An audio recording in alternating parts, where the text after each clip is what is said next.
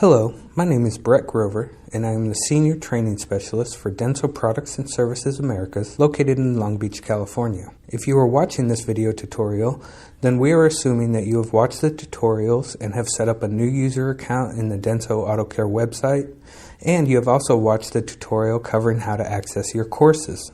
In this video tutorial, we're going to go a little deeper into the system and show users how to utilize the Readspeaker feature. This feature will read the training text for you. Let's begin. Open up your browser and type densoautocare.com into your URL address box.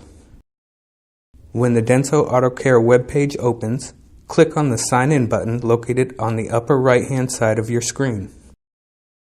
When prompted, enter your email address along with the password associated with your account.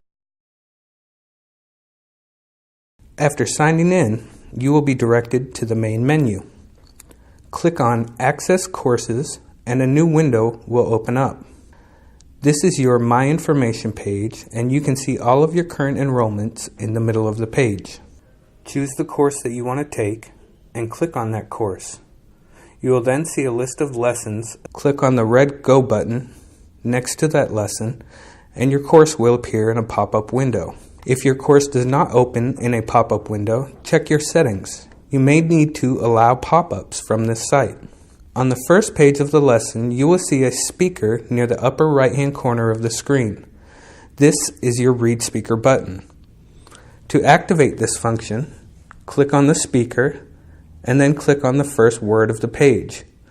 The Readspeaker will speak each word of this page, even the questions at the bottom. Operation. In a synchronous motor, north and south poles are always opposite to each other, because they are continuously attracted.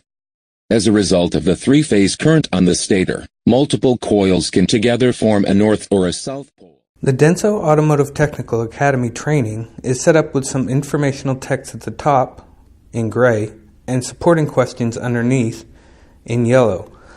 As you go through the training, there can be many questions attached to the above text.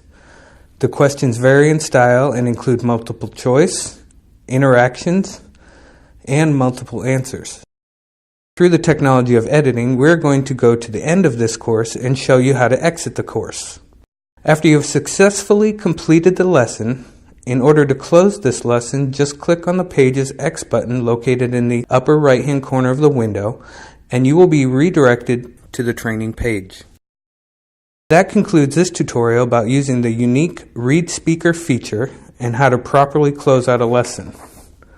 Once again, my name is Brett Grover, and thank you for taking the time to watch this tutorial video. Have a great day.